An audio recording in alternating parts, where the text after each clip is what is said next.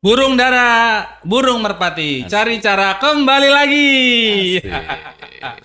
Hah, episode selanjutnya kita akan ketemu sama seseorang yang dia sudah merantau sejak SMP. SMA. Oh SMA. SMA, Oh SMA. SMA. Jadi beliau ini sudah merantau tapi malah awalnya dulu bukan di bisnis ya, artinya belum ya karena merantau ya, Iya, yang milih sekolah di Jogja terus apa baru stepnya habis ini kita ngomongin bisnisnya ya. iya, iya. Kenapa milih Jogja sih? Lagi itu karena saudara tuh kuliah di sini, di Jogja tuh. Terus akhirnya mungkin karena dulu Jakarta tuh zamannya tawuran. Jadi biar nggak ikut-ikutan mungkin orang tua tuh, yaudah deh larin aja deh buang ke Jogja. Kayak gitu. Teman-teman, kita ketemu sama Mas Dedi Iskandar. Dedi Iskandar ini nggak banyak orang tahu karena beliau bisnisnya B2B ya. Ya, itu Bi. Artinya tidak banyak ketemu sama end user customer end, maksudnya langsung ke customer konsumen langsung ya. Iya, Ketemu sama bosnya malah. iya. Apa malah nggak banyak ketemu bos, malah ketemu sama purchasing ya. Iya, betul. Nah, jadi coba diceritain dong bisnisnya tuh food supply chain. Iya. Itu ngapain, Mas? Kalau bisnis sendiri itu di Food and Beverage Solution. Jadi Oke. kita ada kalau brandnya Victory Jaya. Victory Jaya. Oke. Victory Jaya Food and Beverage Solution. Jadi dia penyedia bahan-bahan kebutuhan kayak hotel, resto, cafe, coffee shop, catering dan lain-lain. Jadi ada bahan-bahan makanan dan bahan minuman. Total sekarang berapa klien, Mas? Klien Ya. itu sekitar 3.000-an lah. Wih, Kayak Jogja, Jawa Tengah. Jawa Tengah juga belum maksimal, tapi kita memang mencar-mencar. Keren. Kayak gitu. Bisnis ini mulainya kapan tuh, Mas? 2015. 2015 ya 2015 saya mulai ngerantau ke Jogja tuh, ngerantau lagi tuh ke Jogja tuh. Ya. Terus habis itu ngikut orang Itu belum married tuh. belum married, Belum, ngikut masih. orang. Oke. Terusnya apa namanya ya, suruh ngapain siap Jadi tahu seluk-beluknya ya. seluk-beluknya. Terus mulai itu tuh 2016 lah. 2015 akhir Maret Oktober gitu deh baru mulai coba-coba deh itu usaha itu, karena memang dulu juga bingung juga mau usaha apaan, mau ngapain juga bingung, karena pada saat itu memang pelarian Jogja nih saya nih. Tahun-tahun itu apa yang hype bisnis apa? 2015 ya? Ya 2015 Kan awal-awal kafe kayak Bejong, Bejon, terus ya ya mungkin kalau yang masih existing Belandongan, Gitu-gitu Gubuk, ya? kayak Gitu-gitu, gitu-gitu oke. tuh. Nah, terus pada saat itu tuh kalau resto ya Diksi. Diksi, ya betul. Benar. Oke. Dulu tuh nggak ada, jadi dulu nggak ada kepikiran buat supply kayak gitu tuh nggak ada. Jadi ada ditawarin aja temen, cuy lu apa namanya buat usaha aja. Dulu kan saya asuransi malah backgroundnya. Oh, ya. Jadi ada klien juga tuh nasabah saya di Jogja kan sekalian ini. Terus habis itu ya Oh, udah berarti jiwanya udah nyeles ya? jiwanya ya gak belajar di asuransi itu sih. Oh. Kalau dulu kalau awalnya cuman waiter aja biasa Iya, kayak gitu. Terus habis itu ya udah coba lu usaha deh, usaha apaan gue bilang. Ya so ini dia kan kerja di hotel tuh. Oke. Apa kayak supply apa kayak sosis apa waduh saya nggak tahu tuh produk-produk gitu tuh. Terus habis itu ya udah apa namanya nemu kayak frozen food gitu. Akhirnya saya coba ngomong, awalnya tuh broker saya. Oh, jadi punya punya tempat suplai dirimu ininya maklarnya. Maklarnya. Oke. Ya udah saya nawarkan diri jadi maklar. Ya. Boleh nggak saya jual? Ngambil margin. Ngambil margin. Jadi kalau ada yang beli baru saya order gitu. Kalau nggak ada ya udah nggak ada. Ya. Jadi pada saat itu cuma modal nekat doang. Jadi modal nekat, karena pada saat itu kondisinya memang apa ya? Ya dibilang gembel, cuman bawa baju doang saya dari Jakarta tuh. Numpang itu juga tempat tinggal kan. Nggak ada kendaraan. Cuman ya udah habis itu saya sama teman saya juga kira-kira apa ya namanya usahanya ini. Jadi karena saya circle saya, maksudnya tempat yang saya apa namanya tampung itu tuh temen saya nih memang dia usaha kan, dia ada usaha, terus juga dia udah ada basic usaha dan dia kalau lo mau mulai usaha nih, pertama tentuin dulu nih nama brandnya apaan. Waduh, pada saat itu tuh saya pikiran Apa? apaan ya? Saya namanya Victor. Saya ingat agensi saya ini Prudential. Ya, jadi Oh, iya, agensi iya, iya, waktu iya. Prudential saya. Jadi Apa? agensi ya masalah Asuransi? asuransi Iya, ya iya, kayak iya, gitu, iya. nggak boleh nyebut ya. Terus. Nah, terus habis itu kan rata-rata kan kayak itunya Oh, Cina kan oh ini. iya, oke. Victory, Iya. wah, terus ada Jaya, gue bilang oh, Victory, ya Victory Jaya aja gue bilang kayak gitu. Padahal juga nggak ngerti tuh awan, woy, asal ini Kayaknya aja. dulu di Jogja ada Victoria tapi biliar. Biliar, ya kan, terus sama toko bangunan gitu ya. Oh, oh jadi di Victoria Jaya start 2015. 2015 akhir lah. Oke. Kayak Sendirian gitu. tuh atau partner sama temanmu tadi? Sendirian, Oh. sendirian pada saat itu tuh. Nah, Jadi dimulai dari brokerin. brokerin, terus habis itu door to door kita penawaran karena memang Bentar, tak potong, maaf. Kan supply chain atau F&B yang minta atau order itu tuh erat kaitannya sama pesen dulu bayar belakangan. Nah, itu udah dimulai dari awal itu. belum. Jadi, nah ini nih serunya gini. Memang saya bilang pada saat itu tuh saya nggak punya kondisi dalam finansial, Oke. saya nggak ada juga ya. Ya. Dan saya cuma minta doa restu orang tua pada saat itu tuh. Jadi minta doanya, terus memang alhamdulillahnya tuh saya dikasih jalan. Dikasih jalannya apa? Saya belinya pada saat itu cash. Oke. Saya juga saya nyetorin itu tuh juga cash. Oh. Jadi alhamdulillahnya ketika saya tawarin ya itu dapetnya cash. Memang pada saat itu masih jarang banget yang menyentuh untuk B2B itu tuh. Ya. Ke kafe-kafe itu jarang karena mereka udah mindsetnya takut ditempoin. Ya. Kayak gitu kan. Terus habis itu ya dengan saya pokoknya saya nggak tahu juga ya udah yang penting action aja door to door. Ya alhamdulillahnya pertama-tama ya dapetnya cash itu tadi tuh. Jadi lumayan lah buat nyambung hidup. Cuman dulu simple mikir ya buat makan aja. Oke. Karena terus habis itu karena saya numpang di tempat teman, bagaimana caranya juga saya bisa bantu teman saya itu tuh. Entah itu listrik, bayar listrik atau apa kayak gitu. 2015 tuh. 2015 16, 17 masih aman, 18 aman. Covid, pandemi, cedir. Piye?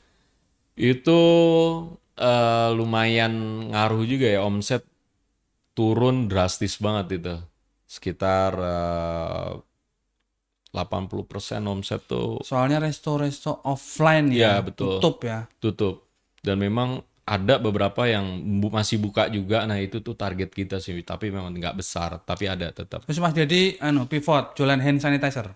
Ya, saya juga jualan juga. Jadi iya sempet juga. Jadi Masker gitu-gitu. masker kayak kan jualan apaan aja. Dan saya pada saat itu tuh saya tidak mengurangi karyawan pada saat itu tuh. Jadi saya berjalan dulu sampai kan itu kan COVID itu Maret ya, pertengahan ya.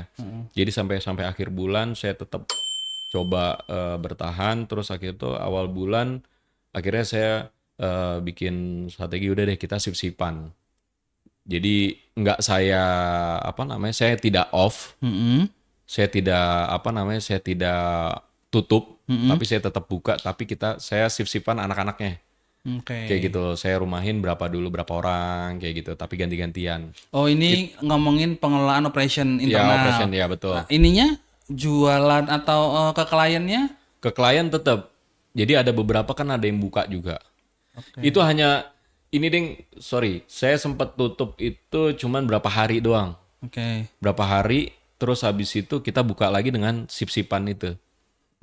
Nah, saya sambil ini juga saya juga jualan juga pada saat itu tuh. Saya bikin memanfaatkan bahan-bahan yang ada lah. Nah, kalau sebenarnya saya tuh nggak ada karyawan, beban tuh pasti. Ya. Karena listrik. Fixed cost. Fixed cost-nya tuh pasti listrik itu saya. Ya. Cold storage, freezer kan harus tetap nyala itu. Ya. Freezer apa itu? Iya, freezer. Gede-gede itu ya. Kayak gitu loh. Jadi ya itu beban saya pada saat itu berapa puluh juta gitu loh. Memang fixnya tuh segitu kan. Dan terus tuh ya itu saya pikir gimana caranya akhirnya saya bela-belain jualan ya enggak. Jualan pack-packan sama temen udah ada yang ayo kita jualan ya udah akhirnya ada aja sih jalan. Kayak gitu. Tapi itu enggak bertahan lama, memang kita tetap akhirnya alhamdulillahnya tuh kita tetap jalan itu. Karena memang outlet lama-lama mereka juga jengah juga, akhirnya memberanikan diri. Kan udah pertengahan itu tuh udah mulai itu tuh orang udah jengah kali ya. Iya, karantina di rumah. Iya, kayak gitu. Terus akhirnya ya udah, memang omset tidak bisa stabil, tapi at least ada pemasukan lah pada saat itu tuh. Ya. Terus akhirnya saya ubah strateginya, strategi penjualan. Akhirnya saya nyasarnya ke B2C kayak gitu. Jadi saya jual lagi ke toko-toko kayak gitu, toko-toko frozen pada saat itu. Nah, Mas Dedi, cari cara itu kan juga pengen ngasih edukasi ke penonton supaya mereka siapa tahu yang mungkin baru mau memulai bisnis yang sama atau bingung juga pengen bisnis apa, mungkin dapat insight dari Mas Dedi. Ya, Kuncian bisnis food supply chain ini apa? kunciannya menurut saya tuh pertama semua bisnis sih, malah menurut saya tuh kuncinya ada di biasanya pengusaha-pengusaha ini, apalagi yang baru-baru ya, ketika mereka mulai usaha dan mulai terus habis itu rame nih mendapatkan margin, dia kaget nih, ya enggak? Biasanya itu adalah di bad management money-nya. Jadi pengelolaan keuangan tuh paling penting banget itu. Itu sih menurut saya itu paling penting. Bisnis apapun ya. Bisnis apapun. Ya. Jadi biasanya kenapa saya bilang bad management money-nya? Jadi biasanya adalah diri kitanya nih sebagai owner nih, mengelola keuangannya nih. Kadang kalau dapetnya banyak, mereka biasanya sepi nih, terus habis itu dapat banyak nih. Wah kaget, sangkanya ini nih uang ini, uang apa namanya? Uang free ya kan? Ya, Free cash nih, padahal kan di situ ada tanggungan yang lu harus ini untuk uang panas sebenarnya kan gitu loh. Wah beliin belanja ini, gaya hidup naik kayak gitu. Dan alhamdulillah kalau saya pribadi sepatu samba, samba terasi, sambal tomat ya, kayak gitu. Jadi itu kalau kuncinya ya. Kuncinya sih itu. Ngelola keuangan. Ngelola ya oke. Terus saya juga kuncinya juga pertama di mental juga, karena kalau usaha itu tuh bukan hanya apa ya soal jual beli aja, tapi kan kita hubungan dengan manusia ya, yang dimana memang apa ya di situ mental kita tuh diuji dari apapun itulah, banyak faktor X-nya yang mungkin tuh tanpa kita sadari itu tuh berpengaruh dengan ini kita. Terus yang paling utama juga adalah doa orang tua, Mas. Itu tuh paling utama tuh. Sampai sekarang saya pun minta doanya. Sampai sekarang orang tua saya juga masih mendoakan saya. Karena saya terus terang dulu apa ya, dibilang saya nggak tahu apa, Mas. Saya orang bodoh dulu tuh dalam circle saya tuh dikucilkan. Ya oke. Karena saya nggak punya apa-apa, saya juga pengetahuan juga kurang atau apa. Modal saya cuma tulus. Sama bisa ngedance ya kan. Jadi perlu teman-teman tahu Mas Dedi ini ternyata dulu apa namanya Breakers 0274. 0274. Nyebutnya Breakers ya. Breakers. Jadi dance yang break dance. Ya kayak gitu. Itu masih bisa kalau diulangi sekarang. Waduh, encok semua. Sekarang ngaruhnya tuh sekarang di umur sekian nih. Jadi tangan kok jadi kayak ini. Jadi ngaruh-ngaruhnya tuh sekarang kalau tanpa sadar ya, karena mungkin saya juga kurang olahraga juga. Jadi yang dulu-dulu kita kan biasanya kalau push up kan biasa ya. Kalau kita dulu tuh push up itu dari kepalanya di bawah, kakinya di atas. Kayak gitu push up kita tuh. Dan tanpa biasanya awal tembokan nyender, habis itu kita lepas. Dulu push up-nya kayak gitu ya. Sekarang udah ngaruhnya ke tangan ini pada.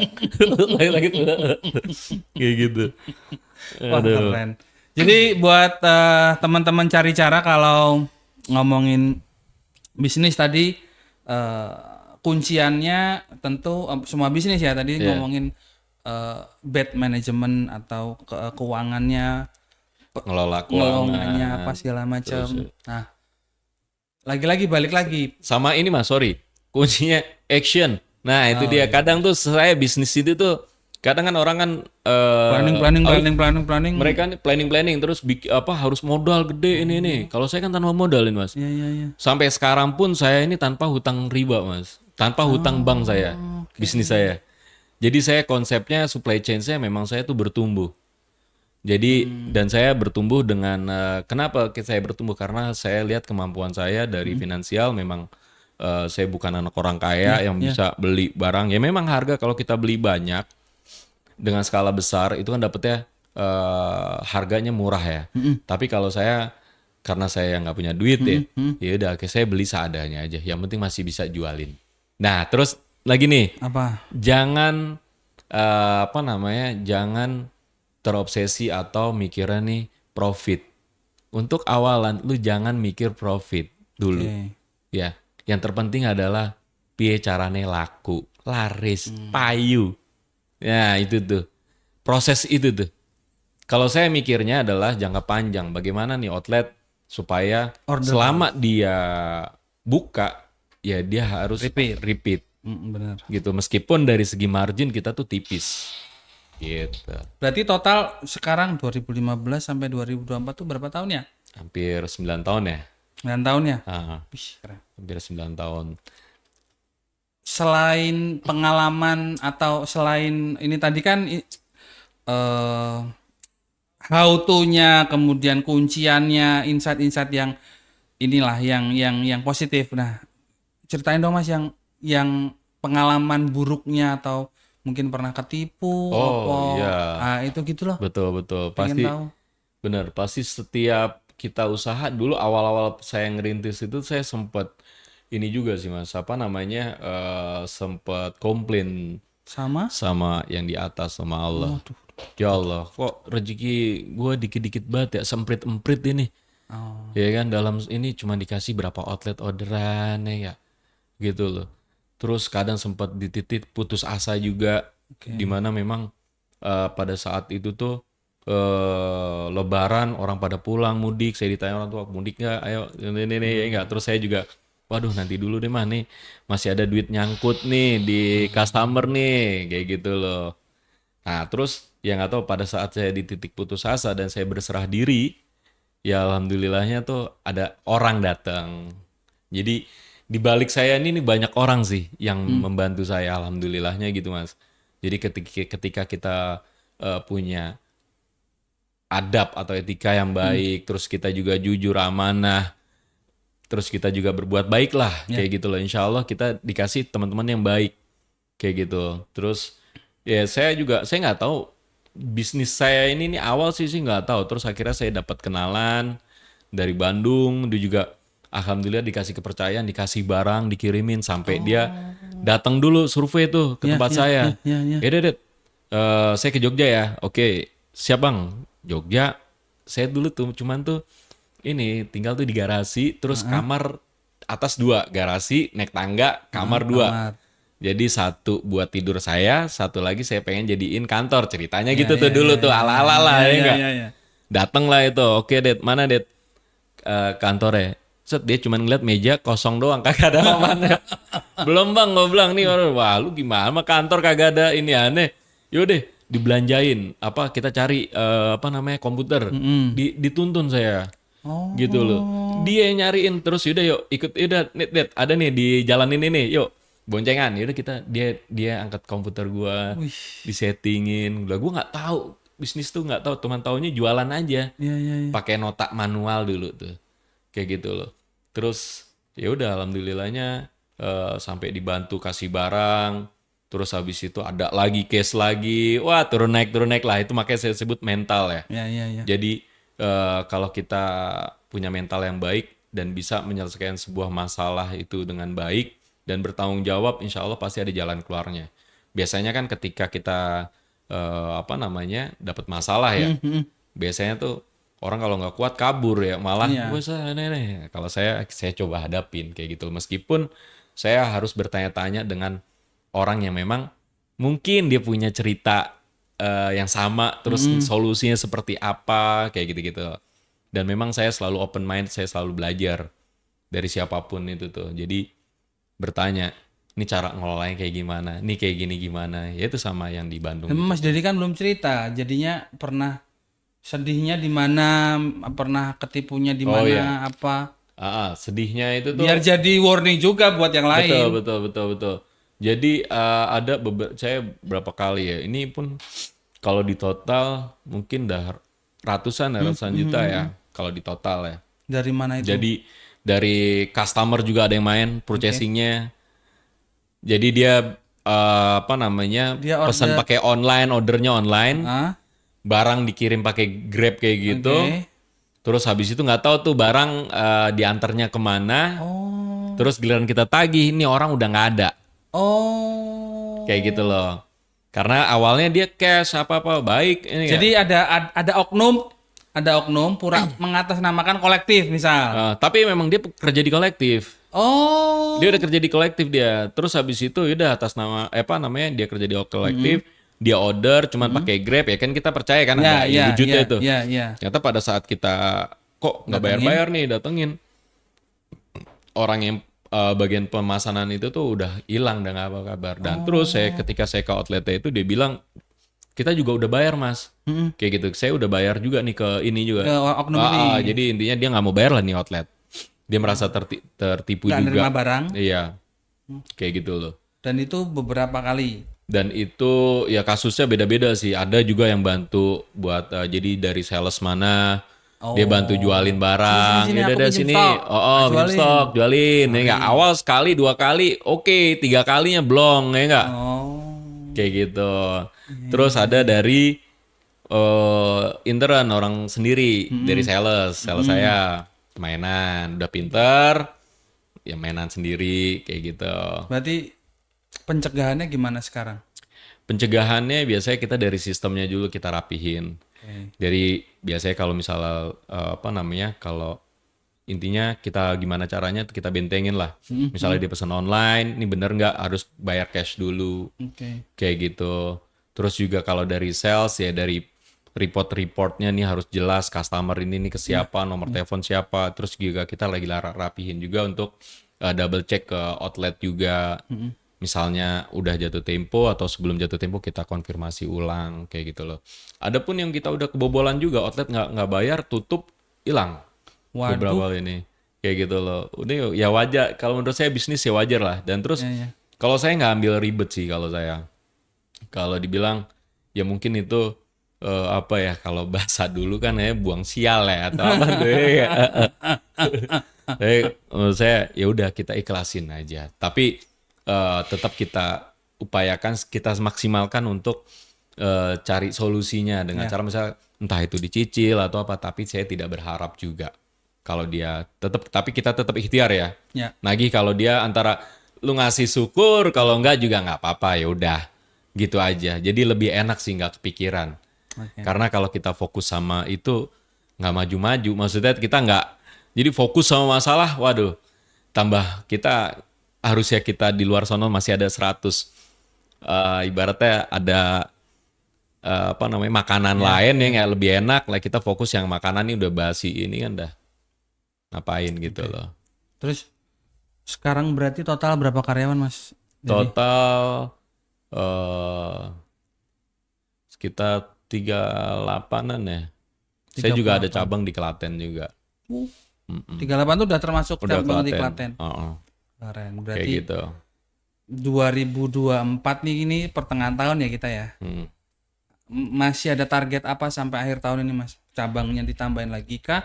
Atau mau nargetin resto lebih banyak lagi apa klien resto atau apa lagi kah atau apa rencana ke depan? Kalau untuk mencari klien pasti ya. Yang paling penting kalau buat saya sekarang ini saya lagi fokus untuk maintain. Jadi kita dari customer yang ada ini nih bagaimana caranya supaya kita tetap maintain kita. Emang caranya gimana sih mas yang ya ini kita ngomongin ini juga ya. Ngomongin yang umum ya, yang umum terjadi service klien apa maintain klien tuh kan macam-macam caranya nih. Betul.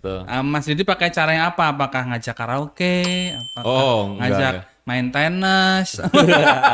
Ngajak touring, motoran gitu-gitu apa ngasih hampers apa?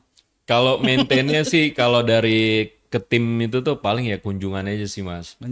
Kunjungan aja. Jadi kita kunjungan ke mana ke outlet-outlet yang memang udah outlet yang existing yang udah menjadi customer kita suruh kunjungan. Ya say hello aja lah kayak gitu loh. Terus untuk intinya supaya dia tambah lagi atau apa. Lebih dekat lah. Kan juga kalau di food service itu mereka ini kerja nggak hanya di situ doang, tapi pada saat dia keluar bagaimana caranya bisa merekomendasikan, dia bisa order ke kita lagi gitu loh. Jadi memang sangat dinamis ya, harus hubungannya juga kita bagaimana caranya supaya bisa mengikat lah dengan customer itu tuh. Gitu. Victory Jaya ini berarti fokus di food supply chain-nya. Ada eh, perusahaan atau mau ada bisnis lain lagi Mas yang mau lagi dibangun atau apa Ya paling nanti turunannya? turunannya aja Apa paling. tuh? Turunannya nantilah ya enggak. Masih seputar makanan tapi ya. eh ada makanan nantinya juga, terus Mhm. juga kita pecah lagi, Mhm. kita jadiin anak lagi tapi lebih spesifik gitu nanti. Kalau Food Victory J ini kan lebih general ya, menurut saya lebih Ya. terlalu complicated, banyak banget produk ya. Kita kan produk itu ada sekitar seribuan lebih lah produk. Oke. Jadi udah kayak supermarket, cuman dalam satu inian kita tuh. Kalau kalau kayak aku deh, let's say aku misal pengen aku lagi bikin warung seblak gitu. Mm-mm, mm-mm. Itu boleh kan? Nggak Boleh, harus resto besar toh? bisa, Bisa juga toh? bisa, Nah, bisa. itu langsung datang ada outletnya ini apa tetap pesan terus disedia apa dikirimin? Dikirimin biasanya kebutuhannya Oh. apa, Mm, biasanya kita ada ini loh, kita tawarin ini Ya, nih iya, iya, kebutuhannya iya. apa sih biasanya, ya kita anterin. Kita tuh one day service, Oh jadi iya? hari ini kamu order, hari ini kita kirim. Itulah Oh. apa namanya, eh kita harus tahu juga apa ya, poin Ya, value kita nih apa sih, kenapa sih orang milih kita, karena kan produk yang kita jual ini di pasaran banyak oke. gitu loh. Jadi memang itu menjadi concern saya juga. Ya. Jadi bagaimana caranya mereka tuh tetap bisa order ke kita, yaitu dengan cara peningkatan servis itu tadi, excellent. Bagaimana cara pelayanan yang baik dan apa itu lagi terus kita perbaiki dan itu perbaikilah. Jadi teman-teman cari cara kita tahu tadi cerita Mas Dedi ya, beliau menjalankan bisnis ini dengan niatnya udah ibadah banget, doa dan restu orang tua paling utama, Iya, kemudian ditekankan lagi pinjamannya atau menghindari pinjaman riba gitu. iya. Banyak amalan-amalan juga ada amalan kasih Mas, amalan apa yang Amalan amalannya nggak ada amalan ya, amalannya ya kita ya, kalau mungkin kalau intinya amalan kalau awalan itu tuh, awal itu tuh paling ya kita tulus aja sih. tulus ya. Ah, ah, kayak gitu Apalagi lah. mereka-mereka juga yang resto-resto baru bisa apa namanya disupport, dibantu juga Bisa. ketika Jadi kita bukan hanya supply barang, tapi kita bisa membantu juga kayak pengadaan dia buat chiller, freezer, oh bisa dan ya. itu tanpa syarat. Oh Itu yang menjadi apa ya, point sales kita nih. Jadi value Victory itu kalau di tempat lain mereka pasti nargetin lu chiller gue pinjemin ya kan, terus ya harus ya order ya. sekian dalam seminggu Itu ini. Kalau enggak di tempat saya Victory Jaya nggak enggak? ada, tidak berlaku itu. Jadi memang lillahi ta'ala ya, kita Bismillah aja lah kayak Jadi gitu loh. teman-teman kalau pengen berkunjung ke Victory Jaya ini apa aksesnya? Instagram, web, apa? Oke, kita ada Instagram, terus juga Oke. ada Shopee juga, marketplace kita ada untuk belakangan ini. Jadi memang kalau di bisnis eh, saya ini maksudnya memang lebih kenceng awal tuh kita konvensional. Oke. Terus kalau Door to door ya. door to door, karena memang lebih mainan hati ya, Bener. kayak gitu loh. Cuman kayak digital ini nih, medsos ini sebagai pelengkap aja buat apa namanya pemancing. Oh ini ada tuh Victory, dia nggak tahu, akhirnya nanti kita kita kasih ke offline-nya. Ya. Jadi kita ngambil data lagi, kita kasih nih, coba kunjungin nih. Jadi ada dua sisi Banget. Keren kayak gitu. banget. Wah, kita harus beri applause yang meriah. Luar Kita kenal, kita sebenarnya teman lama tapi baru ketemu lagi main tenis kemarin maintenance ya. kemarin. Kemarin. Iya betul. Tadi kita dulu sempat ada di Circle Entertain juga. Iya, Sekarang iya, udah sukses berbisnis. Semoga lancar terus. Amin. Mas boleh Terima kasih. kasih closing statement, pesan mungkin apalah buat teman-teman cari cara biar mereka punya cara untuk berbisnis.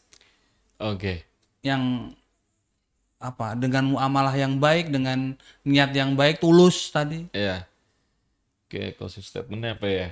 Karena saya memang jarang ya ini public gini Baru ngomong, perdana ya? baru pertama nih kayak gini-gini. Saya tenang. ngomong suruh Iya. nampil-nampil juga saya nggak biasa. Jadi lebih baik tuh enakan ngobrol sambil ngerokok. Ya habis sih. ngopi. Iya, kayak gitu. Jadi kalau kayak gini saya juga bingung juga kadang bukan orang ini. Ya closing statementnya pokoknya yang paling penting ketika punya ide punya apa jalanin dulu. Ya enggak take action aja sih. Terus juga jangan mikirin profit atau udah dikit-dikit baru pengen mulai udah mikirin wah ini nih gimana nih nanti ini nih. Wus jalan aja dulu ya. Yang ada modal apa sebesar apa sekecil apa lakuin aja dulu. Oke. Jadi lakukan yang bisa modal segitu ya segitu aja. Ya yang penting take action aja pokoknya. Oke, siap.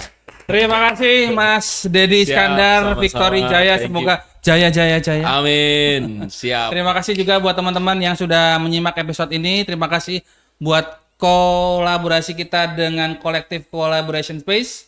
Terima kasih buat Hidup Mapan Group. Terima kasih juga buat teman-teman. Jangan lupa nontonin edisi lain di YouTube Geser Dikit channel YouTube, ya.